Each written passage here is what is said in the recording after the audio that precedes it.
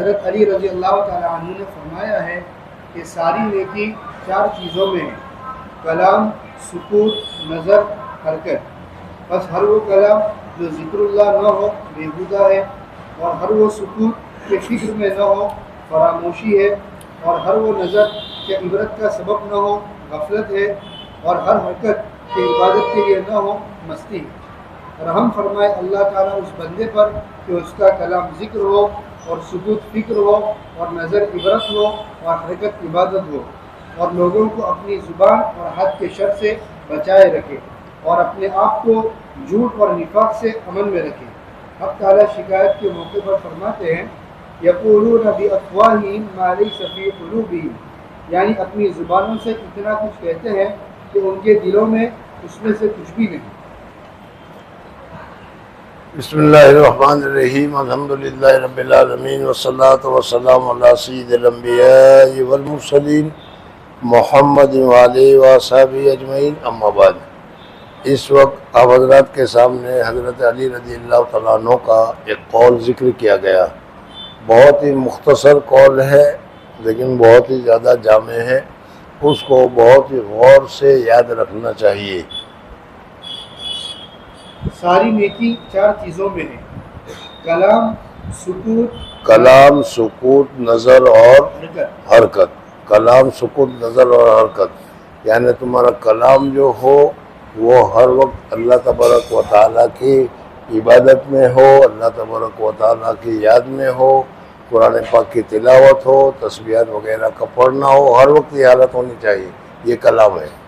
اور اگر سکوت کر رہے ہو تو سکوت میں تمہارا دھیان اللہ تبارک و تعالیٰ کی ذات کی طرف، اللہ تبارک و تعالیٰ کی قدرت کاملہ کی طرف وغیرہ کی طرف ہونا چاہیے، یہ تو سکوت کا ہو گیا۔ اور پھر اگر کیا ہے آگے نظر ہے تو نظر میں اللہ تبارک و تعالیٰ اس وقت تمہارے ساتھ کس قسم کا معاملہ کر رہا ہے، لوگوں کے ساتھ کس قسم کا معاملہ ہو رہا ہے، اس کو دیکھنا چاہیے کہ اللہ تبارک و تعالیٰ کا اس وقت ہمارے اوپر فضل ہو رہا ہے، کرم ہو رہا ہے، ورنہ تو ہماری حالت تو ایسی تھی کہ گناہ کی وجہ سے سزا ہوتی، لیکن اس کی جگہ پر یہ ہو رہا ہے، تو یہ نظر ہونی چاہیے۔ اور چوتھا حرکت۔ حرکت میں تمہارا جو کام بھی ہو اللہ کی عبادت کے لیے ہو، لوگوں کے حقوق کو ادا کرنے کے لیے ہو، وہی اللہ کی عبادت کا معنی اللہ کے جو احکامات ہے وہ پورا کرنے میں ہو۔ مثلا ان 4 چیزوں میں ہر وقت آدمی کو مصروف رہنا چاہیے، مشغول رہنا چاہیے۔ جی۔ رحم فرمائے اللہ تعالیٰ اس بندے پر کہ اس کا کلام ذکر ہو، اور سکوت فکر ہو، اور کیا رہتا ہے سکوت اللہ اللہ کر رہا ہے، اور اللہ اللہ کرتے تھوڑی دیر کے لیے بھی رک گیا تو ذکر سے تو رک گیا وہ، لیکن وہ دماغ سے وہ اللہ تبارک و تعالیٰ کی فکر میں لگا ہوا ہے کہ اللہ تبارک و تعالیٰ نے کیسا معاملہ کر رہے ہیں، اللہ تبارک و تعالیٰ کس طریقے سے معاملات کر رہے ہیں، یہ فکر وغیرہ ہو۔ ذکر اور فکر جو ہم اپنی زبان میں بولتے ہیں وہ یہ فکر ہے۔ جی۔ اور نظر عبرت ہو، نظر اور عبرت ہو، دیکھو اس کو یہ سزا ہو رہی، اس کو یہ تکلیف ہو رہی، یہ خدا کی نافرمانی کر رہا ہے، اس وجہ سے ہو رہا ہے، یہ سب چیز ہمیں خود غور کر کے دیکھنی چاہیے۔ جی۔ اور حرکت عبادت ہو، جو بھی کام کرو وہ عبادت کا ہو، بیکار کی حرکتیں نہ ہو بلکہ عبادت کی حرکت ہو، نماز ہو، روزہ ہو، جو بھی ہو۔ جی۔ اور لوگوں کو اپنی زبان اور ہاتھ کے شر سے بچائے رکھے۔ یہ ہے سب سے زیادہ لوگوں کو بچانا اپنی زبان سے۔ المسلم من سلم المسلمون من لسانہ و یدہ، حدیث پاک میں صاف اللہ تبارک حضور صلی اللہ علیہ وسلم نے فرمایا ہے، اس وجہ سے اپنی زبان سے اور اپنے ہاتھ سے، عامتاً انہی 2 چیزوں سے لوگوں کو تکلیف ہوتی ہے، اور انہی 2 چیزوں سے ہم لوگوں کو تکلیف دیتے ہیں۔ اس وجہ سے ان دونوں چیزوں سے ہر ایک آدمی کو، ہر ایک لوگوں کو، چاہے مسلمان ہو، چاہے غیر مسلم ہو، چاہے پڑوسی ہو، چاہے کوئی بھی ہو، ان کو اپنی زبان سے کیا ہے اپنے ہاتھ سے بچانا چاہیے۔ جی۔ اور اپنے آپ کو جھوٹ اور نفاق سے امن میں رکھے۔ جھوٹ کی تو آپ لوگوں نے توبہ کر ہی لی ہے، اور اس دن سے آج تک انشاءاللہ کبھی کوئی جھوٹ بولا ہی نہیں ہے، اور آئندہ بھی نہیں بولیں گے انشاءاللہ، اس لیے جھوٹ تو معمول ہو گیا۔ جی۔ حق تعالیٰ شکایت کے موقع پر فرماتے ہیں یقولون بافواہہم ما لیس فی قلوبہم، یعنی اپنی زبانوں سے اتنا کچھ کہتے ہیں کہ ان کے دلوں میں اس میں سے کچھ بھی نہیں۔ نمبر 4، دیکھو روزانہ کچھ نہ کچھ اپنے اخلاق رذیلہ ہمارے سامنے آ ہی رہے ہیں، اور ان میں سے اصل سعادت مندی اور خوش قسمتی تو یہ ہے کہ ہم خود ہی سمجھے کہ مجھ میں یہ برائی ہے۔ اصل مشکل یہ ہے کہ جتنے بھی ہم سب بیٹھے ہوئے ہیں وہ زبانی طور پر تو کہتے ہیں کہ ہم میں کوتاہی ہے، ہم میں کمزوری ہے، ہم میں برائی ہے، مانتے ہیں، لیکن عملی طور پر اس کا علاج کرنے کے لیے تیار نہیں۔ اگر برائی ہے، کوتاہی ہے تو اس کی اصلاح کرو، لیکن اصلاح کرنے میں کوئی کوتاہی نہیں، ہم سب سے زیادہ اچھے ہم ہی ہیں۔ یہ ہمارے سب سے بڑی غلطی ہے، اس غلطی کو درست کرنے کی ضرورت ہے۔ جی نمبر 4، دوام خلوت۔ چوتھی شرط دوام خلوت ہے، اور خلوت ایک چیز تو یہ ہے کہ آدمی، میں نے بتایا تھا 4 چیزیں اس زمانے میں، پہلے میں جب آدمی بیعت ہوتا تھا کسی مرید پیر سے تو پیر اس کو ایک ٹوپی پہنا دیا کرتے تھے، سمجھ میں آنے، اور وہ ٹوپی جو ہوتی تھی 4 کونے کی ہوتی تھی۔ جس نے بھی وہ ٹوپی پہن لی وہ اشارہ تھا کہ یہ مرید ہو گیا اور اس نے اپنی اصلاح کا کام شروع کر دیا، اور پھر اصلاح کے جو کام ہے وہ شروع بھی کر دیتا تھا، سمجھ میں آنے۔ اب وہ ٹوپی حضرت اقدس تھانوی رحمۃ اللہ تعالیٰ علیہ پہنتے تھے، حضرت تھانوی رحمۃ اللہ تعالیٰ علیہ کے خلفاء پہنتے تھے، اور آپ حضرات بھی پہنتے ہیں، لیکن ان میں صرف 2 آدمی نے پہن رکھی ہے، اور جنہوں نے پہنی ہے ان کو پتہ بھی نہیں کہ ہم نے اس وجہ سے پہن رکھی ہے، مل گئی یہ ٹوپی، ڈیزائن مل گئی، پہن لی وہ، سمجھ میں آنے۔ تو اس کو دیکھو گے تو اس میں 4 کونے بنے ہوئے ہوں گے، 4 الگ الگ، اور وہ 4 اس لیے کہ آج سے یہ آدمی مرید ہوا ہے، اور مرید ہونے کی وجہ سے قلت کلام، قلت منام، قلت اختلاط مال انام، لوگوں کے ساتھ ملنا جلنا، سمجھ میں آ گئے نہیں، اور اسی طریقے سے دوسری تمام 4 چیزیں اب یہ چھوڑ دے گا وہ، اس کی یہ علامت ہے۔ تو یہ علامت ہوتی تھی، اب وہ ختم ہو گئی، لیکن اس میں ایک یہ ہے اختلاط مال انام، جتنے زیادہ تمہارے دوست ہوں گے، جتنا زیادہ تمہارے لوگوں کے ساتھ تعلق ہوگا، اتنی پریشانیاں زیادہ ہوگی۔ جتنا زیادہ آدمی تنہا ہوگا، جتنا زیادہ آدمی اکیلا ہوگا، جتنا زیادہ آدمی کیا ہے کمرہ بند کر کے اکیلا بیٹھا رہے گا، اتنا ہی شرور اور فتن سے وہ محفوظ ہوگا، سمجھ میں آ گیا۔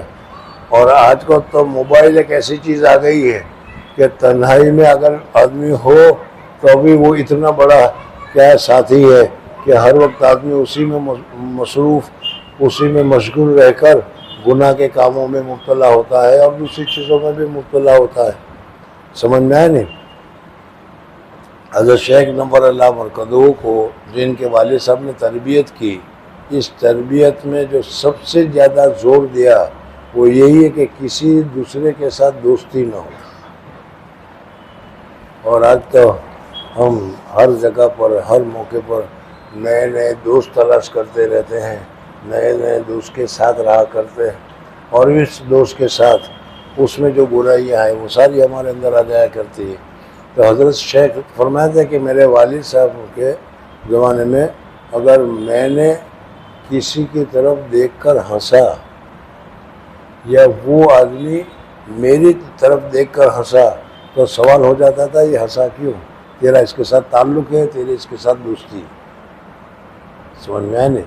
تو حضرت شیخ فرماتے تھے کہ بالکل کسی کے ساتھ تعلق نہیں، نہ بولنے کی اجازت، نہ کسی کے ساتھ جانے کی اجازت، نہ کسی کے ساتھ گھومنے کی اجازت، سمجھ میں آیا۔ صرف اجازت تھی تو اپنے پیر صاحب حضرت مولانا خلیل احمد صاحب سانپوری، ان کے پاس جانے کی اجازت تھی، وہاں بیٹھنے کی اجازت تھی، دوسرے کہیں اجازت نہیں تھی۔ تو اس قسم کی جو چیز ہوتی ہے تو پھر غیروں سے تعلق نہیں بنتے۔ اسی وجہ سے حضرت شیخ وغیرہ جو ہے وہ تنہائی کو زیادہ پسندیدہ کرتے تھے، اور تنہائی میں آدمی محفوظ ہوتا ہے، بہت سارے گناہوں سے محفوظ ہوتا ہے، بہت ساری برائیوں سے محفوظ ہوتا ہے۔ اس وجہ سے چوتھی چیز بتائی قلت اختلاط مال انام، لوگوں کے ساتھ کم سے کم ملاقات ہو، لوگوں کے ساتھ کم سے کم تعلقات ہو، یہ 4 چیزیں ہو گئی، سمجھ میں۔ جو آدمی اپنے نفس کی اصلاح کرنا چاہے اس کو ابتداً ان 4 چیزوں 4 لائن پر چلنے کی ضرورت ہے. کھانا کم کھائے، سوئے کم، بولے کم، اور لوگوں کے ساتھ تعلقات بھی کم کرے. اس زمانے میں جب حضرت اقدس تھانوی رحمۃ اللہ تعالیٰ علیہ کی خانقاہ چلا کرتی تھی، اور واقعی میں وہ خانقاہ تھی. آج کل تو خانقاہ نام ہوتا ہے لیکن اس میں تفریحات زیادہ ہوتی ہے، سمجھ میں آئے نہیں. وہاں خانقاہ تھی، وہاں کسی کے ساتھ بولنے کی اجازت نہیں، کسی کے ساتھ کوئی کرنے کی اجازت. تمہارا جو کام ہے کرو، کسی کو یہ بھی مت پوچھو کہ کیا حال ہے، اس لیے کہ کیا حال ہے تم پوچھو کہ اس میں جو 1.5 سیکنڈ 2 سیکنڈ لگیں گے وہ بھی ذکر سے کھالی جائے گا، سمجھ میں آئے. تو اسی وقت میں پھر وہ اصلاح ہوتی ہے. اس وجہ سے فرماتے ہیں کہ چوتھی شرط دوام خلوت ہے. دوام خلوت یعنی تنہائی ہو بالکل ہمیشہ. ضرورت کے وقت کسی سے بات کر لی وہ دوسری بات ہے، سمجھ میں آئے نہیں، لیکن تنہائی ہونی چاہیے. کسی دوست آج کل تو ہماری حالت یہ ہے کہ تنہائی ہمیں پسند نہیں. تنہائی کی جگہ پر دوست احباب کے ساتھ بیٹھنا اور دوست احباب کے ساتھ وقت گزارنا ہمیں اچھا لگتا ہے. تو یہ فرماتے ہیں کہ تمہیں اگر اپنی دل کی صفائی کرنی ہے، اللہ تبارک و تعالیٰ کے ساتھ تعلق پیدا کرنا ہے، تو تم کو خلوت تنہائی اختیار کرنی چاہیے. جی. اور خلوت کے یہ معنی ہے کہ قلب کے باطنی حواس کھولنے کی غرض سے حواس ظاہری کو بند کر لے. یعنی الفاظ تو بہت مختصر کے گئے لیکن بہت باری بتائے. ایک تو ہے حواس ظاہرہ. حواس ظاہرہ ہے آنکھ دیکھنے کا کام کرتی ہے، کان سننے کا کام کرتا ہے، ہاتھ مس کا کام کرتا ہے، سمجھ میں آئے نہیں. اس کے ذریعے سے ہمیں بہت ساری چیزیں معلوم ہوتی ہے. اور اسی وجہ سے جب آنکھ ہوتی ہے تو دیکھنے میں لگ جاتی ہے، تو کیا چیز ہے، کیسی ہے، اچھی ہے، بری ہے، اس میں دیکھنے میں مصروف ہو گئے. آواز کی طرف کان جو ہے لگا دیے، کیسی بات آ رہی ہے، کیسی آواز آ رہی ہے، کیا ہو رہا ہے، اس کی طرف چلے جاتے ہیں. اب کان کو بھی بند کرو کہ دوسری بات کو نہ سنیں، آنکھ کو بھی بند کرو کہ دوسری چیزوں کو نہ سنیں، سمجھ میں آئے. دماغ کو بھی بند کرو کہ غلط چیزیں نہ سوچیں نہ سنیں، سمجھ میں نہیں. تب تمہارا دل جو ہوگا وہ اللہ تبارک و تعالیٰ کی طرف متوجہ ہوگا، اور اس وقت اللہ تبارک و تعالیٰ کی وحدانیت اور اللہ تبارک و تعالیٰ کی جو صفات ہے وہ تمہارے سامنے آئے گی، اور تم سمجھو گے کہ اللہ تبارک و تعالیٰ رحیم ہے، کیسے رحیم ہے، کریم ہے، کتنے کریم ہے، عادل ہے، کتنے عادل ہے، وہ سب کے سب. تو اس وجہ سے حواس ظاہرہ جو ہے، جو ہماری ظاہری علم کی حاصل ہے، ان کو بھی غلط استعمال مت کرو. یعنی دیکھو لیکن غلط چیز کے اوپر، جس چیز کے اوپر تمہاری نظر پڑے گی تو وہ نظر اس لائن پر چلے گی. کان جس کی طرف متوجہ ہے تو کان اس لائن پر چلے گا. اس وجہ سے کہا کہ حواس ظاہرہ کو بند کرو تاکہ تمہارا دل کا جو حصہ ہے، توجہ ہے، وہ اللہ تبارک و تعالیٰ کی طرف ہو. جی. اور خلوت کے یہ معنی ہے کہ قلب کے باطنی حواس کھولنے کی غرض سے حواس ظاہری کو بند کر لیں تاکہ بیداری میں وہ چیز نظر آنے لگے جن کو لوگ خواب میں دیکھتے ہیں. اور قلب کے حواس بغیر ظاہری حواس بند کیے بغیر نہیں کھلتے. دیکھو خواب میں آدمی دیکھتا ہے تو اس صورت میں یہ حواس ظاہری جو ہے، آنکھ ہے وہ بھی بند ہے، کان ہے وہ بھی پتہ نہیں چلتا، سمجھ میں نہیں. تو اس وقت دل کے جو حصے ہے، دل کے احساسات ہیں وہ کھلتے ہیں اور اس کو بہت ساری چیزیں نظر آتی ہیں جس کو ہم خواب میں دیکھتے ہیں. تو اس کی مثال بیان کر کے فرماتے ہیں کہ تم یہ چاہتے ہو کہ تمہارا دل اللہ تبارک و تعالیٰ کی محبت میں، تمہارا دل اللہ تبارک و تعالیٰ کی یاد میں، تمہارا دل اللہ تبارک و تعالیٰ کی چاشنی میں، تمہارا دل اللہ تبارک و تعالیٰ کی محبت میں حرکت کرے. تو اس دل کے لیے جو باہر کے جو سارے حواس ہے، اس حواس کو کم کرو. دیکھنا باطل کی چیزیں، اس لیے کہ جس چیز کو دیکھو گے دماغ اس کی سوچ میں پڑ جائے گا، جس چیز کو سوچو گے سنو گے کان اس کے سوچ میں پڑ جائے گا. اس وجہ سے کہتے ہیں ان حواس ظاہرہ کو بند کرو. جتنا زیادہ حواس ظاہرہ کو بند کرو گے باطنی حواس کھلیں گے. رات کو سوتے ہیں حواس ظاہرہ بند کرتے ہیں تو خواب کے لیے وہ دروازے کھل جایا کرتے ہیں. تو اسی طریقے سے اگر تم حیات میں، زندگی میں بھی اگر ان حواس کو بند کرو گے تو دل سے کش کرامات اور بہت ساری چیزیں دل کے ذریعے سے تم کو احساس ہونا معلوم ہونا شروع ہوگا. جی یہی وجہ ہے کہ خواب میں بہت سی چیزیں دکھائی دیتی ہے جو بیداری میں نظر نہیں آتی، کیونکہ خواب میں حواس ظاہری بند ہو جاتے ہیں. بس اگر بیداری میں بھی حواس ظاہری بند ہو جائیں گے تو دل کے حواس کھل جائیں گے، اور جو خواب میں نظر آتا ہے بیداری میں نظر آنے لگے گا. اور یہی راز ہے جس کو وہ کش وغیرہ کہتے ہو تو اور یہی راز ہے کہ رسول اللہ صلی اللہ علیہ وسلم نے نبوت کے 15 سال پہلے سے خلوت کو پسند فرمایا. حضور اقدس صلی اللہ علیہ وسلم نبی ہونے سے پہلے آپ حضرات کو معلوم ہے کہ حضور اقدس صلی اللہ علیہ وسلم غار حرا میں تشریف لے جاتے تھے اور وہاں کوئی ہوتا نہیں تھا، اور وہاں آنکھیں بند کر کے سوچ میں لگ جایا کرتے تھے اللہ تبارک و تعالیٰ کی قدرت کاملہ کو اور اس چیزوں کو، اور اس کے ذریعے سے حضور اقدس صلی اللہ علیہ وسلم کا جو قلب مبارک ہے وہ کھل جایا کرتا تھا. جی ایک ایک دو دو ہفتے عبادت کرتے اور انوار کا مشاہدہ فرماتے تھے. جابر بن عبداللہ رضی اللہ تعالیٰ عنہ سے روایت ہے کہ حضور صلی اللہ علیہ وسلم اس غار میں 1 مہینے تک تشریف رکھتے تھے. بس چاہیے کہ مردانہ وار قوی ہمت رہے اور عالی ہمت میں قدم رکھے. اور تم نے بابن کیف کان بدء الوحی میں سنا بھی ہوگا کہ 6 مہینے تک مسلسل حضور اقدس صلی اللہ علیہ وسلم غار حرا میں تشریف فرما ہوتے تھے. حضرت خدیجہ کبریٰ خود کھانا لے کر جایا کرتی تھی اور وہ کھانا کھلایا کرتی تھی، اور حضور صلی اللہ علیہ وسلم وہاں بیٹھ کر تمام چیزوں سے علیحدہ ہو کر، دنیا کے تمام علائق سے علیحدہ ہو کر ہر وقت اللہ تبارک و تعالیٰ کی فکر میں لگے رہتے تھے. جی سست اور نامرد نہ بنے، چاہیے کہ سچا عاشق بنے، طبیعت کو شہوت سے پاک کرے، دل کو تقوی سے سنوارے، عقل کو ایمان سے اور اعضاء کو اطاعت سے معمور کرے. پھر اس کو بول دوبارہ، سست اور نامرد نہ بنے. سست اور نامرد نہ بنو. ہم لوگ جب کرنے کا نمبر آتا ہے تو سست بن جاتے ہیں. یہ تو بھائی اپنے سے نہیں ہوتا، یہ نامردی. کیوں نہیں ہوتا؟ طاقت ہے تمہارے اندر. خلوت کیوں نہیں ہوتی؟ دوست کے بغیر تمہاری زندگی کیوں نہیں گزرتی؟ سب کچھ ہو سکتا ہے، لیکن جب کرنے کا نمبر آتا ہے تو چھوڑ لے یار. یا تو یہ کہ بھائی اپنے کو بزرگ بننا ہی نہیں ہے. جب ایک مرتبہ تم کو بزرگ بننے کا شوق ہے تو پھر ان چیزوں کو کرنا چاہیے، نامرد نہیں بننا چاہیے. یہ بھی نہیں ہوتا، یہ بھی نہیں ہوتا، یہ بھی نہیں ہوتا. جی چاہیے کہ سچا عاشق بنے. اور جو سچا عاشق ہوگا وہ اپنے معشوق کو، اپنے عشق کو پورا کرنے کے لیے جو بھی کوشش کرنا پڑے گی وہ ساری کوشش کرنے کے لیے تیار ہوتا ہے. اور تم تو عشق کے بھی اعلیٰ درجے کا، یعنی اللہ کے ساتھ عشق کرنے کا، عشق میں بھی اللہ تبارک و تعالیٰ کے ساتھ عشق کرنا یہ بہت ہی اونچی دولت ہے، بہت ہی اونچی علامت ہے، بہت ہی اونچی چیز ہے. اور تم اس چیز کو حاصل کرنا چاہتے ہو، اللہ تبارک و تعالیٰ کے ساتھ عشق اور محبت کو حاصل کرنا چاہتے ہو. تو جب اتنی اونچی چیز تم حاصل کرنا چاہتے ہو تو پھر محنت، قربانی تو کچھ نہ کچھ کرنی پڑے گی. سمجھ میں آئے نا؟ تو اب اتنی قربانی نہیں ہوتی دوست کو چھوڑ دے. جیسے میں نے ابھی بتایا کہ حضرت شیخ نور اللہ مرکزی کی جو تربیت ہوئی، حضرت کا کوئی دوست ہی نہیں تھا.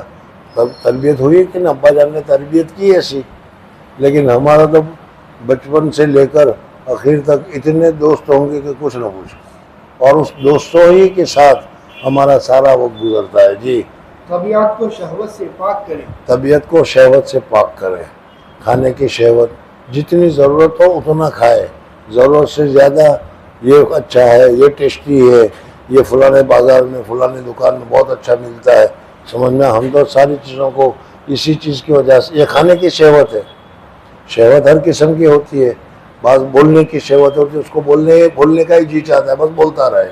یہ بولنے کی شہوت ہے، کھانے کی شہوت ہے. اور ایک تو وہ شہوت ہے جس کو تم شہوت سمجھتے ہو، خواہش جس کو کہتے ہو. جی دل کو تقوی سے سنوارے، عقل کو ایمان سے اور اعضاء کو اطاعت سے معمور کرے. اپنے جو اعضاء ہے اس اعضاء کو اللہ تبارک و تعالیٰ کی فرما برداری، اطاعت، کان سے وہی بات سنے جو سننے کی اجازت ہے. حدیث پاک میں آتا ہے حضور اقدس صلی اللہ علیہ وسلم کسی جگہ پر تشریف لے جا رہے تھے اور اس میں کہیں میوزک کی آواز آئی، حضور اکرم صلی اللہ علیہ وسلم نے اپنے کان کو بند کر دیا۔ صحابی نے دیکھا، پوچھا ایسا کیوں کیا؟ تو حضور صلی اللہ علیہ وسلم نے بتایا کہ میوزک کی آواز آ رہی ہے اس وجہ سے۔ اب ہمارے یہاں تو آواز آتے لیکن کبھی کان بند کرنے کی نوبت ہی پیش نہیں آتی، بلکہ ذرا اچھا لگتا ہے سننے تو صحیح کیا ہے، سمجھ میں؟ تو یہ چیزیں دل میں اثر پیدا کرتی ہے، دل میں نفاق پیدا کرتی ہے، دل میں جو نورانیت جمع ہوتے، کچھ پڑھنے سے نورانیت ہوئی، وہ نورانیت ختم کر کے وہاں سیاہی پیدا کر دیتی ہے۔ اس وجہ سے عقل کو ایمان سے اور اعضاء کو اطاعت سے معمور کرے۔ شیخ محی الدین نووی رحمۃ اللہ علیہ نے ریاض الصالحین میں فرمایا ہے، فساد کے زمانے میں اور فتنہ یا حرام یا شبہات وغیرہ میں پڑ جانے کا اندیشہ ہو تو گوشہ نشینی اختیار کرنا مستحب ہے۔ آج بازار میں جاؤ تو بازار میں، دکان پر جاؤ تو دکان میں، خریدنے کے جاؤ تو خریدنے میں، ہر جگہ پر فتنہ، فساد اور گناہ ہی گناہ ہے۔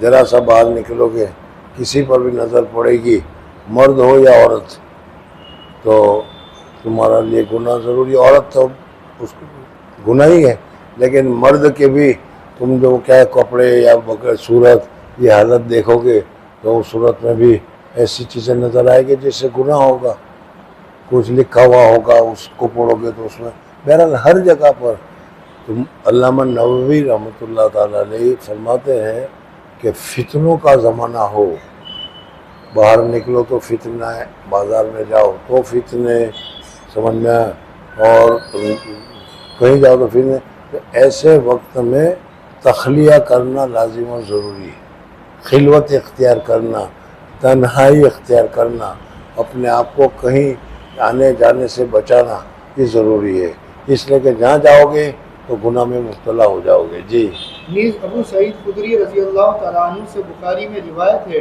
کہ وہ زمانہ جلد آنے والا ہے کہ مسلمانوں کا سب سے بہتر مال بکریاں ہوں گی۔ یہ حدیث حضور صلی اللہ علیہ وسلم نے فرمایا کہ ایک بہترین زمانہ آنے والا ہے کہ بہترین مال بکریاں ہوگی، اور ان بکریوں کو لے کر وہ کسی پہاڑ کے کھو میں چلا جائے اور وہاں بکریوں کا دودھ پیے، کھائے اور تنہا رہے، کسی سے نہ ملنا، کسی سے نہ جلنا، نہ کسی سے بات کرنا، نہ کچھ، اس لیے کہ زمانہ ایسا ہے کہ جس سے ملو گے، جس سے بات کرو گے تو وہ بات خیر کی جگہ پر شر کی ہوگی اور برائی میں پھنس جاؤ گے۔ آج کل وہی زمانہ ہے۔ جی ان کو پہاڑ کی چوٹی پر لے جائے اور ان پر دین کے فتنوں سے محفوظ و سالم رہ کر آبادی سے بھاگ جائے۔ عوارف المعارف میں ابن مسعود رضی اللہ تعالیٰ عنہ کی روایت نقل کی ہے کہ حضور صلی اللہ علیہ وسلم نے فرمایا ہے، ان قریب ایک زمانہ لوگوں پر ایسا آئے گا کہ اس میں کسی شخص کا دین سلامت نہ رہے گا بجز اس کے جو اپنے دین کو لیے ہوئے بھاگا پھرے، ایک شہر سے دوسرے شہر میں اور ایک پہاڑ سے دوسرے پہاڑ پر۔ یعنی تنہائی میں رہتا ہے تو اپنا دین محفوظ رہتا ہے، اور اگر تنہائی میں نہیں رہے گا، غیبت میں مبتلا ہو جائے گا، غیبت کے ساتھ ساتھ چغلی میں مبتلا ہو جائے گا، بہت ساری بھی چیزیں ہیں کہ یہ ہو جائے گی۔ اس وجہ سے تنہائی اور خلوت یہ بہت زیادہ ضروری ہے۔ اسی وجہ سے بزرگان دین کی یہاں جب آدمی اپنی اصلاح کے لیے جاتا ہے، جیسے خانقاہوں میں جو اصل خانقاہ پہلے تھی، تو اس میں آدمی کو کسی چیز کے ساتھ بولنے کی، چالنے کی، بیٹھنے کی، مجلس سے جمانے کی بھی اجازت نہیں ہوتی تھی۔ تنہائی ہے، تنہا میں بیٹھے رہو، جی چاہے تو پڑھو، تھک گئے ہو تو سو جاؤ، سمجھ میں، بس اللہ اللہ کرو، اللہ کی طرف دھیان لگاؤ، تو اس کے ذریعے سے یہ آدمی کی اصلاح ہوتی ہے۔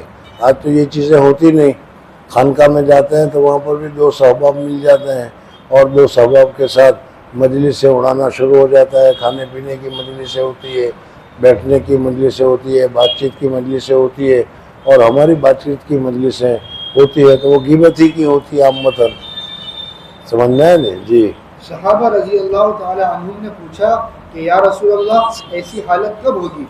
آپ صلی اللہ علیہ وسلم نے فرمایا کہ جب روزی بغیر گناہ کے حاصل نہ ہو سکے گی، اور اس زمانے میں نکاح نہ کرنا بھی حلال ہوگا۔ صحابہ نے پوچھا یا رسول اللہ نکاح کا تو ہمیں حکم ہوا ہے، پھر اس زمانے میں اس کا چھوڑنا کس طرح جائز ہوگا؟ آپ صلی اللہ علیہ وسلم نے فرمایا اس لیے کہ ان دنوں میں آدمی کی ہلاکت ماں باپ کے ہاتھ سے وقوع میں آئے گی، اور کسی کے ماں باپ اگر نہ ہوں گے تو بیوی کے ہاتھوں سے آئے گی، اور بیوی ہر وقت حکم کرتی رہے گی مجھے تو ٹی وی چاہیے، مجھے تو فون چاہیے، مجھے تو یہ چاہیے، مجھے تو وہ چاہیے، اور وہ سب غلط جگہ میں استعمال ہوگا، غلط کام میں استعمال ہوگا، اور یہ خوشی خوشی بیوی کو لا کر دے گا، تو جب خوشی خوشی بیوی کو لا کر دے گا میں تیرے لیے کتنا بڑھیا والا فون لے کر آیا ہوں، خوش ہو جائے گی کہ نہیں؟ لیکن اس کا نقصان کتنا ہوگا؟ جی، اور یہ بھی نہ ہوگی تو اقربا اور رشتہ داروں کے ہاتھوں سے تباہی ہوگی۔ صحابہ اگر کسی نے شادی اسی وجہ سے کہا کہ شادی مت کرو، شادی کرو گے تو بیوی کو راضی کرنے کے لیے بہت سارے گناہ میں تمہیں مبتلا ہونا پڑے گا۔ بہت سارے ایسے واقعات ہیں کہ وہ بیوی کہتی ہے کہ بھائی فلانا نوکری کرتا ہے، اس کی دیکھو اس کی گھر میں کار ہے، اس کی یہ ہے اور اس کی ہے، تم بھی نوکری کرتے ہو اور تمہارے یہاں یہ ہے، تو کہتے ہیں وہ بھی رشوت لیتا تم بھی رشوت لو۔ تو عورتوں کی طرف سے ہی ہمیں یہ چیزیں بہت سارے گناہ کرنے کی صلاحیت ہوتی ہے۔ تو ایسے وقت میں پھر عورتوں کی بات کو نہ مانو تو بھی مشکل، مانو تو بھی مشکل، سمجھ میں آئے نا؟ تو ایسے وقت میں عفت اور پاک دامانی اگر چاہتے ہو تو گناہ ہی نہ کرو تاکہ اس قسم کی چیزوں میں شامل ہونا ہو۔ جی، صحابہ رضی اللہ تعالیٰ عنہم نے عرض کیا کہ یا رسول اللہ ان لوگوں کے ہاتھوں کس طرح ظاہر ہوگی؟ آپ صلی اللہ علیہ وسلم نے فرمایا کہ خاندان والے اور رشتہ دار اس کو تنگی معاش پر غیرت دلائیں گے۔ کہتے نا مولوی ہو گیا یار تیری تنخواہ تو ہے نہیں، اگر کیا ہے ڈاکٹر بننا ہوتا اور کیا سرکاری آفیسر ہوتا تو تنخواہ بھی ملتی اور باہر کی کمائی بھی ملتی، اور وہ باہر کی کمائی تو ساری حرام ہے، رشوت ہے، یہ تو ناجائز ہے، کھانا بھی ناجائز، لینا بھی ناجائز، کھلانا بھی ناجائز، اور جب کھانا بھی حرام پینا بھی حرام پھر بات کہاں سے قبول ہوگی؟ جی، اور وہ غیرت کی وجہ سے حد سے بڑھے گا اور خوشحال بننے کے لیے حرام اور گناہوں پر دلیر بن جائے گا اور اپنے آپ کو اور اپنے دین کو برباد کر دے گا۔ اے عزیز، کیا آج وہی زمانہ نہیں چل رہا ہے جس کو میرے محبوب صلی اللہ علیہ وسلم نے فرمایا تھا؟ جس وقت یہ حدیث اس فقیر نے سنائی اس وقت ایک نوجوان ہمارے سامنے بیٹھا ہوا تھا، یہی شکایت کی کہ اس کے ماں باپ کی وجہ سے وہ حرام روزی پر مجبور ہوا۔ ایسے کتنے شخص ہوں گے جو اپنے ماں باپ اور بیوی کی وجہ سے حرام روزی پر آمادہ ہوتے رہتے ہیں اور اپنے آپ کو اور دین کو برباد کر لیتے ہیں۔ اللہم اغفر لنا۔ خلوت اور ایک شبہ کا جواب، یہ جو آپ صلی اللہ علیہ وسلم نے فرمایا ہے کہ وہ مسلمان جو لوگوں کے ساتھ رہے اور ان کی ایذاؤں پر صبر کرتا رہے اس شخص سے بہتر ہے جو صبر نہ کرنے کی وجہ سے خلوت میں بیٹھا رہے۔ مصنف رحمۃ اللہ تعالیٰ علیہ نے یہاں پر ابھی تو تمہیں یہ بتایا کہ بھائی خلوت اختیار کرنا چاہیے، اب اس کے اوپر ایک اشکال نقل کرتے ہیں کہ بعض حضرات خلوت کے اوپر اشکال کرتے ہیں۔ خلوت کے معنی تنہائی کے ہیں، تنہائی میں چلو بچے تم تو بہت تو تم نے اپنا بچا لیا، اپنا دین بچا لیا، اپنا مذہب بچا لیا، اپنا عمل بچا لیا، سمجھ میں آئے نہیں؟ لیکن ایک دوسری حدیث بھی ہے کہ لوگوں کے ساتھ رہو، لوگوں کے ساتھ اٹھو بیٹھو، لوگوں کے ساتھ اچھی طریقے سے سلوک کرو، ہے کہ نہیں یہ حدیث؟ اور اس سلسلے میں تو خلوت کے مقابلے میں لوگوں کے ساتھ بیٹھنا چاہیے، سمجھ میں؟ یا اس کے علاوہ دوسرے اعتبار سے سمجھو تو ایک تو ہے خلوت اور ایک ہے جلوت، جلوت معنی ساتھ میں، سمجھ میں؟ اب اگر کوئی آدمی ایسا ہے کہ اس کے علم سے، اس کی معرفت سے، اس کو اللہ تبارک و تعالیٰ نے جو نعمت دی ہے اس سے لوگوں کو فائدہ ہوتا ہے، تو ایسے آدمی کو تقریر کے لیے جانا چاہیے، ایسے آدمی کو مجلس قائم کرنی چاہیے۔ ایسا آدمی اگر خلوت اختیار کرے تو یہ تو نقصان ہے۔ سوال سمجھ میں آیا کہ نہیں؟ سمجھ میں آیا؟ تو اس سے معلوم ہوا کہ تم خلوت کو جو اچھا کہہ رہے ہو یہ خلوت اچھی نہیں ہے بلکہ جلوت اچھی ہے، لوگوں کے ساتھ ملنا جلنا۔ اور حدیث میں فرمایا ہے لوگوں کے ساتھ ملو گے تو بھائی لوگوں سے کچھ نہ کچھ اذیت تو ہوئے گی، ہر ایک کا ذہن برابر تو نہیں ہے، کوئی کچھ کرے گا کوئی کچھ کہے گا، کوئی کیسا کہے گا، کوئی کیسا کہے گا، کسی کے کہنے سے تم کو خوشی ہوگی، کسی کے کہنے سے تم کو رنج ہوگا، تب اس رنج کو برداشت کرنا چاہیے. جب برداشت کرو گے تو تمہیں فائدہ ہوگا. تو معلوم ہوا کہ خلوت کے مقابلے میں جلوت اچھی ہے. اشکال کرنے والے نے کیا اشکال کیا سمجھ میں آ گیا، اس کا جواب دے رہے ہیں. یہ جو آپ صلی اللہ علیہ وسلم نے فرمایا ہے کہ وہ مسلمان جو لوگوں کے ساتھ رہے اور ان کی ایذاؤں پر صبر کرتا رہے، اس شخص سے بہتر ہے جو صبر نہ کر سکنے کی وجہ سے خلوت میں بیٹھا ہے، جس سے بظاہر جلوت یعنی ملنا جلنے کو خلوت پر فضیلت معلوم ہوتی ہے. تو اس حدیث کا مطلب یہ ہے کہ جو مسلمان ریاضت اور تزکیہ سے نفس کو مہذب بنا چکا. اب اس میں جواب کا خلاصہ یہ ہے کہ جو آدمی اپنے آپ کو، اپنے نفس کو پاکیزہ بنا چکا، یعنی اب دنیا کی محبت اس کے دل میں نہیں ہے، مال کی محبت اس کے دل میں نہیں ہے، اقتدار کی ہوس اس کے دل میں نہیں ہے، اور اللہ تبارک و تعالیٰ کی عشق اور محبت اس کے دل میں ہے، معرفت اس کے دل میں ہے، ایسا آدمی اگر ہو تو اس کے لیے خلوت میں بیٹھنے کے بجائے جلوت میں بیٹھنا افضل ہے. اور جب تک یہ حالت نہ پیدا ہو وہاں تک اس کے لیے مجلس سے قائم کرنے کے بجائے اس کو تنہا رہنا یہ اچھا ہے. سمجھ میں آ گیا؟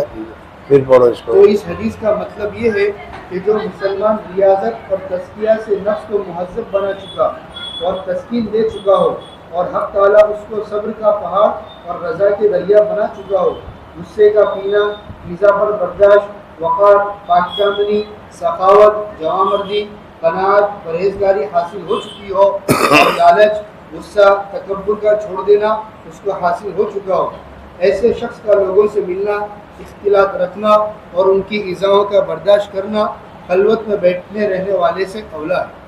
کیونکہ جواب سمجھ میں آ گیا؟ چل آ گیا. کیونکہ اس سے مسلمانوں کو نفع پہنچے گا اور باوجود جلوت کے اس کی خلوت میں کوئی نقصان لاحق نہ ہوگا. یعنی باوجود جلوت کے مجلس میں بیٹھا ہے لیکن اس کے دل میں لالچ نہیں، اس لیے تمہارا کپڑے، تمہارے مکان، تمہاری گھڑی، تمہاری چیزیں، تمہارے پیسے دے کر اس کے دل میں اس کو حاصل کرنے کا جذبہ نہیں ہوگا. اس کا دل صاف ہے.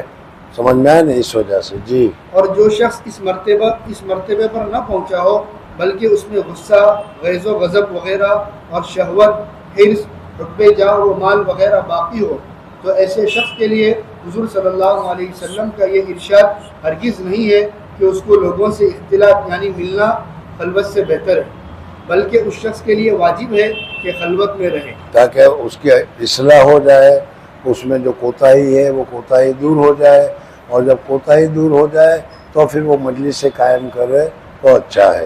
جی. تاکہ اس کے اختلاط سے لوگوں کو ایذا نہ پہنچے اور اللہ تعالیٰ کے بندے اس کی شرارتوں مثلا غیبت، چغل خوری اور حسد وغیرہ سے محفوظ رہے. اس لیے کہ غیر اصلاح ہوائے نفس شخص سے بجز ان باتوں کی کیا توقع ہو سکتی ہے. اور اگر انصاف کی نظر سے دیکھا جائے تو یہ حدیث خود خلوت کی تائید کر رہی ہے، کیونکہ مومن کا تذکرہ ہے جس سے مراد مومن کامل ہو، اور وہی ہے جو صالح و تزکیہ کر کے پاک ہو چکا ہو. اگرچہ کچھ لوگ اس کے معنی نہیں سمجھے اور اختلاط کو ملنا جلنا مطلقاً خلوت پر ترجیح دینے لگے، مگر حضور صلی اللہ علیہ وسلم کا لفظ مومن کے ساتھ یہ قید بڑھانا کہ مخلوق کی ایذاؤں پر صبر کرے خود بتا رہا ہے کہ مومن مہذب و کامل مراد ہے. بس اے طالب، برائیوں اور ہوائے نفس کے چھوڑنے میں بہت کوشش کر تاکہ یعنی جس آدمی کا نفس ابھی کنٹرول میں نہیں ہے، جس آدمی کے دل میں آگے ہوا اور ہوس ہے، لالچ ہے، کسی دوسرے کی گھڑی دیکھ کر اس کے دل میں لالچ آتا ہے، کسی دوسرے کے جیب میں نوٹ کو دیکھ کر اس کے دل میں خیال آتا ہے کہ بڑی اچھی نوٹیں مل جائے تو اچھا ہے. سمجھ میں آ گیا نہیں؟ اچھے تو ایسے آدمی کو مجلس جمانا یہ درست نہیں، اس لیے کہ مجلس جمائے گا اور زیادہ خراب ہوگا وہ. سمجھ میں آنے؟ لیکن اس کے دل میں ہزاروں روپے کی تم اس کو دکھلا دو، لیکن ہزاروں روپے کی قدر و قیمت کاغذ سے زیادہ اس کے پاس نہیں ہے. سمجھ میں آنے؟ تو ایسا آدمی مجلس قائم کرے گا تو وہ فائدہ رہے گا. جی. بس اے طالب، برائیوں اور ہوائے نفس کے چھوڑنے میں بہت کوشش کر تاکہ ظاہری و باطنی جمعیت نصیب ہو. چنانچہ سری سقطی رحمۃ اللہ علیہ کا قول ہے کہ کامل وہی شخص ہے جس کے تقویٰ کی روشنی کو عوام سے ملنا جلنا کوئی نقصان نہ پہنچا سکے۔ اگر عوام سے ملنے جلنے میں اگر تمہارا دوست آ گیا اور دوست نے غیبت شروع کر دی اور تم نے غیبت میں لگ گئے، سمجھ میں آیا؟ دوست آ گیا، بڑا تاجر تھا اور اس نے تجارت کے فائدے بتانے شروع کیے، فلانی چیز میں یہ فائدہ ہے، فلانے میں یہ فائدہ ہے، فلانے میں یہ فائدہ ہے، اور تم اس فائدے کی طرف متوجہ ہو گئے، تو بتاؤ جو کچھ تم نے حاصل کیا تھا اس کو ضائع کر دیا کہ نہیں؟ سمجھ میں آیا؟ تو اس وجہ سے اگر تم ایسے آدمی کے ساتھ ملو بھی، دنیا دار کے ساتھ ملو بھی، تو وہ دنیا دار کی دنیا داری تمہارے دل پر اثر نہ کرے۔ سمجھ میں آ گیا؟ جی۔ بس اے عزیز کوشش کر تاکہ تیرے دل کی آنکھ کھل جائے اور انوار عظمت الہی کا مشاہدہ ہو، اور جو شخص اندر کی صفائی، باطن کی صفائی، جلائے قلب کے اس مقام پر نہیں پہنچا اور مردان خدا کے مرتبے میں نہیں آیا، وہ اندھا ہے، اگرچہ دونوں آنکھیں اس کی کھلی ہوئی ہو۔ اور حق تعالیٰ نے فرمایا ہے جو دنیا میں مشاہدہ حق سے اندھا ہے وہ آخرت میں بھی زیارت رب سے اندھا ہوگا، بلکہ اس سے بھی زیادہ راستہ بھٹکا ہوا۔ بس ہوش میں رہ اور اعتراض مت کر، کیونکہ اصل خلوت کا ثبوت جناب نبی کریم صلی اللہ علیہ وسلم کے فعل سے ہو گیا۔ خود حضور صلی اللہ علیہ وسلم تنہائی کو اختیار کیا کرتے تھے۔ حضرت شیخ نور اللہ مرکزہ سے میں نے سنا کہ حضرت مولانا الیاس صاحب رحمۃ اللہ تعالیٰ علیہ جب میوات میں لوگوں میں تبلیغی اجتماع کے لیے، تبلیغی جلسوں کے لیے میوات میں جایا کرتے تھے، لوگوں سے اختلاط ہوتا تھا، لوگوں سے ملتے تھے، تو آنے کے بعد 1 دن 2 دن 3 دن مسجد میں اعتکاف کر لیا کرتے تھے اور فرماتے تھے کہ لوگوں سے اختلاط کی وجہ سے دل میں جو خرابی آ گئی ہے اس کو دور کرنا ہے۔ یعنی پھر وہ اپنا اتنے پہنچے ہوئے لوگ بھی خلوت کا اتنا اہتمام کرتے تھے۔ جی۔ اور اگر تیری فہم خلوت کے اسرار تک نہ پہنچے تو تو اس نعمت کے لیے پیدا ہی نہیں ہوا۔ تو اس نعمت والوں پر احسان و اعتراض سے زبان کو تو محفوظ ہے۔ اور مصنف رحمۃ اللہ علیہ نے جو اعتراض ابھی تمہارے سامنے نقل کیا، اس اعتراض کی وجہ سے بتاتے ہیں کہ تیرا دماغ خراب ہے، چیز تو بہت اچھی ہے خلوت، لیکن تجھے وہ سمجھ میں نہیں آتی، اس لیے تو اشکال کر رہا ہے۔ اشکال کرنا بند کر، جو جانتے ہیں وہ جانتے ہیں کہ کتنی عمدہ چیز ہے یہ۔ جی۔ تو اس نعمت والوں پر طعن و اعتراض سے زبان کو تو محفوظ رکھ، اور ان حضرات پر حسد مت کر کہ خلوت والا تو اپنے ظاہری اور باطنی حواس کو گناہوں سے اور اپنے پیٹ کو دین محفوظ رکھنے کے لیے حرام اور مشتبہات سے محفوظ رکھتا ہے، اور حق تعالیٰ سے ڈر کر خلوت کو اختیار کرتا ہے، اور تو ان باتوں سے منع کرتا ہے۔ اور مومن کی یہ شان نہیں کہ حفاظت دین کی سعی کرنے والوں کو پریشانی پہنچائے، اور ترس کھا اپنے اوپر اور اپنے دین پر کہ دین کی حفاظت سے دوسروں کو باز رکھتا ہے، جو شریف بددینی ہے۔ اور بہت سے مرید جو لوگ واقعی میں اپنی اصلاح چاہتے ہیں اور اصلاح کے لیے کوششیں کرتے ہیں، اصلاح کے لیے اعمال کرتے ہیں، معمولات کی پابندی وغیرہ کرتے ہیں، اب بھی دنیا میں بھی دیکھو کہ بہت سارے اشکالات کرنے والے ان کے اوپر اشکالات کرتے ہیں، یہ کیا ہے، یہ کیا ہے۔ ان کو بتاتے ہیں کہ بھائی تم کو اگر اللہ تبارک و تعالیٰ کی معرفت کو حاصل کرنا نہیں ہے تو جو لوگ اللہ تبارک و تعالیٰ کی معرفت، اللہ تبارک و تعالیٰ سے تعلق حاصل کرنا چاہتے ہیں اور ان کے لیے جو کوششیں کر رہے ہیں، ان کوششوں پر اعتراض مت کرو، بلکہ اپنی عقل کے اوپر تم کو افسوس کرنا چاہیے کہ اتنی اچھی چیز ہماری سمجھ میں کیوں نہیں آ رہی۔ جی۔ اور بہت سے مرید ایسے ہیں کہ خلوت کے بغیر ان کو دین اور دین کی حفاظت حاصل نہیں ہو سکتی۔ نمبر 5، دوام ذکر۔ 5ویں شرط یہ تم حاصل کرنے کے لیے 4 چیزوں کو قلت تو بتا دی تھی، اب کثرت کن کن چیزوں میں کثرت کرنی چاہیے، تو یہ بتایا کہ پہلا کام جو ہے اللہ تبارک و تعالیٰ کا ذکر، جتنا زیادہ اللہ تبارک و تعالیٰ کا ذکر کر سکو، جتنا زیادہ اللہ تبارک و تعالیٰ کو یاد کر سکو، جتنا زیادہ اللہ تبارک و تعالیٰ کے نام کی تسبیح پڑھ سکو، اتنی کوشش کرتے رہنا چاہیے. یہ نہیں کہ صبح کو 20 منٹ لا الہ کا ذکر کر دیا, دن بھر چھٹی ہو گئی, بلکہ کیا ہے کوشش کرتے رہنا چاہیے. یہ ہماری کوتاہی ہے, لیکن اب کیا کریں. جی.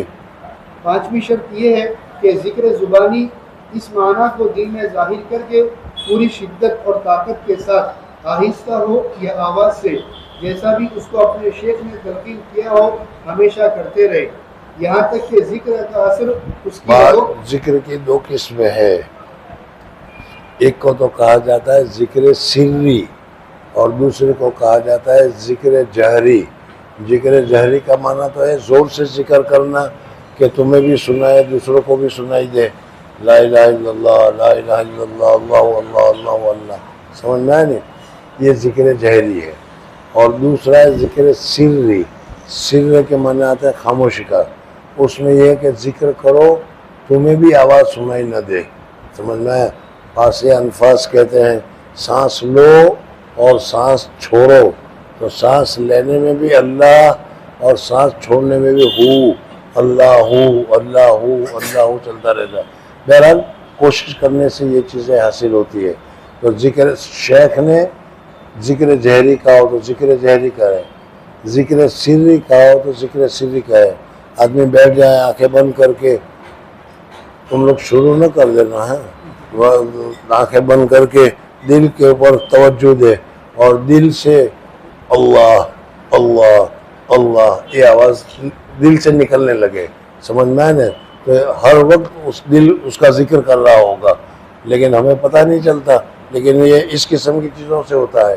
یہ ذکر سری ہے. سمجھ میں آئے نہیں. نقشبندیہ سلسلے میں سری ذکر زیادہ کراتے ہیں, اور ہمارے ہاں چشتیہ سلسلے میں ذکر جہری کی زیادہ اہتمام کرایا جاتا ہے. جی. اور سب سے بہتر ذکر جیسا کہ حدیث میں آیا ہے لا الہ الا اللہ ہے. افضل الذکر لا الہ الا اللہ. اور اسی وجہ سے تصوف میں لا الہ کا ذکر کثرت کے ساتھ کرایا جاتا ہے. جی. حق تعالیٰ نے حضور صلی اللہ علیہ وسلم کو اسی کلمہ کو معلوم کرنے کو ارشاد فرمایا ہے. چنانچہ فرمایا فَعْلَمْ أَنَّهُ لَا إِلَهَ إِلَّا اللَّهُ, یعنی پس جان لو اے محمد کہ کوئی معبود نہیں بجز حق تعالیٰ کی ذات کے. اور جب ذکر کرنے والا ایک مدت تک پورے حضور اور کامل تعظیم کے ساتھ, پورے حضور اور کامل تعظیم کے ساتھ 2 لفظ کہے, یعنی اس کا مطلب ہے ذکر جس وقت کر رہے ہو اس وقت تم کیا بول رہے ہو, کیا الفاظ کہہ رہے ہو, اس الفاظ کی حقیقت کیا ہے وہ سب تم کو معلوم ہونی چاہیے. اللہ کے علاوہ کوئی عبادت کے لائق نہیں. ہم تو لا الہ الا اللہ محمد رسول اللہ یا لا الہ الا اللہ لا الہ الا اللہ پڑھتے ہیں اور کچھ پتہ نہیں چلتا. سمجھ میں آئے نہیں. حالانکہ ایسا ذکر لوگ تو کہتے ہیں کہ اثر نہیں کرتا. سمجھ میں آئے نہیں. لیکن میں کہتا ہوں کہ نہیں, ہمارے حضرت اقدس شیخ الحدیث صاحب نور اللہ مرکزہ اور حضرت مولانا رشید احمد صاحب گنگوئی رحمۃ اللہ علیہ فرماتے ہیں کہ ذکر کتنی ہی غفلت سے کیا جائے, اس کا معنی یہ نہیں کہ تم غفلت سے کرو. یہ بھی ایک بات بتا دو. سمجھ میں آئے نہیں. میں تو تمہیں نا امیدی ہو جائے کہ ایسا ذکر سے فائدہ کیا, اس لیے بتاؤں. حضرت شیخ فرمایا کرتے تھے کہ مولانا گنگوئی فرمایا کرتے تھے ذکر کتنی غفلت سے کیا جائے اثر کیے بغیر نہیں رہتا. اثر کرتا ہے لیکن ذرا دیر سے اثر کرتا ہے. غفلت سے ذکر کرو تو, اور اگر غفلت سے نہیں, اللہ کو اللہ کے جذبے کے ساتھ, جوش کے ساتھ, محبت کے ساتھ, یاد کے ساتھ اگر اللہ تمہاری زبان سے نکلے گا, فرق سمجھ میں آتا ہے نا. ایک تو اللہ کہہ دیا اور ایک اللہ جل جلالہ و من والہ اللہ اکبر. سمجھ میں آتا. اللہ تبارک و تعالیٰ کی کبریائی کے ساتھ کہو گے تو ایسا لفظ, ایسا جملہ مؤثر بھی زیادہ ہوتا ہے, اثر دینے والا بھی زیادہ ہوتا ہے. جی. اور جب ذکر کرنے والا ایک مدت تک پورے حضور اور کامل تعظیم کے ساتھ ذکر زبانی پر پابندی رکھتا ہے. ہاں, ذکر پہلا تو ابھی ذکر زبانی ہے, زبانی ذکر کرنا ہے, لا الہ پڑھو, تسبیحات پڑھو. ابھی تو یہاں بیعت ہونے کے بعد 300 مرتبہ تسبیح بتائی جاتی ہے، وہی بھاری پڑتی ہے، بھول جاتے ہیں، موقع نہیں ملتا بات کرنے کا، دوسرے سارے کام کرنے کے موقع ملتے ہیں لیکن معمولات کی پابندی کرنے کا موقع نہیں ملتا، ہر ایک کا یہی ہوتا ہے، سمجھ میں آئے؟ حالانکہ ہر آن اور ہر لمحے اگر پابندی کے ساتھ ہم ذکر کرنا چاہیں تو کر سکتے ہیں، لیکن یہ خود ہماری کوتاہی کہ ہم اتنی توجہ نہیں کرتے ہیں۔ جی، پورے حضور اور کامل تعظیم کے ساتھ ذکر زبانی پر پابندی تو رکھنا ہے۔ ذکر زبانی پر پہلے پابندی کرنی ہے۔ حضرت شیخ فرماتے ہیں کہ جو بیعت ہوا، بیعت ہونے کے بعد کم سے کم 6 مہینے تک یہ جو معمولات بتائے گئے، 300 مرتبہ پہلا کلمہ، 300 مرتبہ تیسرا کلمہ، استغفار 300 مرتبہ، درود شریف 300 مرتبہ، صبح شام قرآن پاک کے معمولات جو ابتدائی معمولات ہیں، اس کو 6 مہینے کرو تو 6 مہینے کرنے کے بعد تمہارے اندر صلاحیت پیدا ہوگی۔ لیکن 6 مہینہ بھی کرو گے تب، یہاں تو 6 دن بھی تو نہیں کرتے ہم پورا، سمجھ میں نہیں؟ تو پہلے ذکر زبانی کرنا پڑے گا، اور جب ذکر زبانی کرو گے الا اللہ الا اللہ الا اللہ الا اللہ، تو وہ الا اللہ کے انوارات اور الا اللہ کی برکت دل پر اثر کرے گی، اور پھر دل میں نورانیت پیدا ہوگی، اور پھر دل الا اللہ کرنا لگے گا، سمجھ میں آئے؟ تو پہلے ذکر لسانی ہے، اور پھر ذکر لسانی کے بعد ذکر قلبی پر جا کر اثر ہوتا ہے۔ جی، تو ذکر کے ساتھ ذکر قلبی اور ذکر کے ساتھ دل کا اطمینان حاصل ہو جاتا ہے۔ اور پھر اس صورت میں جب ذکر قلبی ہو گیا تو پھر اللہ تبارک و تعالیٰ کے نام لینے سے دل میں سکون اور اطمینان پیدا ہوتا ہے۔ مثال تو اچھی نہیں ہے لیکن سمجھانے کے لیے بتاؤں کہ کسی کے ساتھ عشق ہو گیا ہے، دوشیزہ کے ساتھ، اور جب اس کا نام لیتے ہو تو دل میں ٹھنڈک ہو جاتی ہے کہ نہیں؟ ارے ہاں کہ نہ بتاؤ نا، ہوتی ہے کہ نہیں؟ ہو جاتی ہے۔ تو اسی طریقے سے چونکہ ہمیں اللہ تبارک و تعالیٰ کے ساتھ عشق نہیں ہے زبانی ہے، اور ہے تو تھوڑا سا ہے، سمجھ میں؟ یہ دوسری بات رہی کہ اللہ تبارک و تعالیٰ اتنی سی محبت، اتنا سا تعلق بھی قبول کر کے ہمیں بخش دے، بہت اچھی بات ہے، لیکن اصل چیز جسے ہم کہتے ہیں، جس کی میں نے ابھی مثال بتائی، سمجھ میں؟ دوشیزہ کے ساتھ محبت ہو، اس کا نام لیتے ہی دل میں قرار آ جاتا ہے، اور اللہ تبارک و تعالیٰ کا نام لے کر دل میں قرار کیوں نہیں آتا؟ حالانکہ قرآن تو کہتا ہے اللہ بذکر اللہ ہے تطمئن القلوب۔ ارے سمجھ میں آیا کہ نہیں؟ تو یہ کوتاہی سمجھو اور اس کو دور کرنے کی کوشش کرو۔ جی، جس کو حق تعالیٰ نے ارشاد فرمایا ہے اللہ بذکر اللہ تطمئن القلوب، یعنی آگاہ ہو جاؤ کہ قلوب اللہ تعالیٰ ہی کے ذکر سے قرار و اطمینان پاتے ہیں۔ دل کی اصلاح کا طریقہ ذکر و فکر۔ اب یہاں سے دوسری چیز بتاتے ہیں، دل کی اصلاح کا طریقہ۔ ہمارا جو یہ دل ہے اللہ تبارک و تعالیٰ نے بہت پاک، بہت صاف، بہت بہتر اور بہت عمدہ عطا کیا تھا۔ کوئی بھی بچہ پیدا ہونے کے بعد اس کے دل میں حسد تھا؟ حسد تھا؟ تمہارے دل میں حسد تھا؟ تکبر تھا؟ تکبر تھا؟ خواہش تھی؟ شہوت تھی؟ کچھ بھی نہیں تھا، بالکل دل صاف، سمجھ میں آیا نہیں؟ اگر ایسا ہی دل صاف رہتا تو حضرت ابراہیم علیہ السلام کی طرح رہتے نا تنہائی میں۔ حضرت ابراہیم علیہ السلام پیدا ہونے کے بعد ان کی والدہ تنہائی میں چھوڑ کے آئی تھی کہ نہیں؟ کوئی نہیں تھا، سمجھ میں آیا؟ اس وجہ سے دوسروں کا اثر، دوسروں کی برائی، دوسرے کی جذب ان کے دل پر نہیں پہنچا، دل پاک صاف رہا۔ اور جب دل پاک صاف رہا تو سب سے پہلے دل میں خیال آیا من ربک، تیرا پروردگار کون؟ سمجھ میں؟ یہ ہوگا، یہ ہوگا، یہ ہوگا، یہ ہوگا۔ کہا کہ نہیں، انی وجہت وجہی للذی فطر السماوات والارض، سمجھ میں؟ اب یہاں تو ماں کے پیٹ میں ہوتے ہیں اسی وقت سے، سائنس بھی یہی کہتی ہے کہ ماں کے پیٹ میں ہوتے ہیں اسی وقت سے بچے کے اوپر اثرات پڑنے شروع ہو جاتے ہیں۔ اسی وجہ سے بعض جگہ پر بڑھ رہا ہوگا ہندوؤں میں، حالانکہ وہ معتبر نہیں ہے لیکن بتایا ہوتا ہے کہ بہترین تصویر خوبصورت ماڈل کی اس کو دیکھتے رہو، سمجھ میں آیا؟ تو اس کا اثر تمہارے عمل پر پڑے گا اور وہ بھی حسین ہوگا، اس کی عادات اس میں آئے گی۔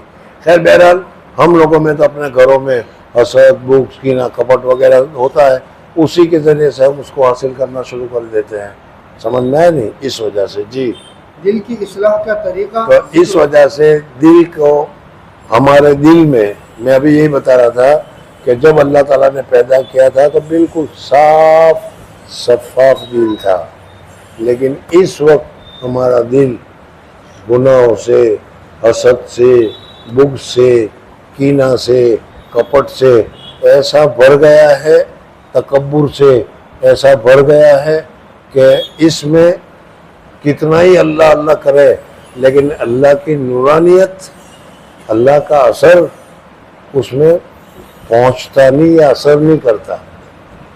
ہاں اب اگر اس دل میں سے پھر حسد کو نکالے، پھر تکبر کو نکالے، پھر برائی کو نکالے، شہوت کو نکالے اور دل کو پاک صاف کر لیں تو پھر اس صورت میں اس میں نورانیت وغیرہ پیدا ہو جائے گی۔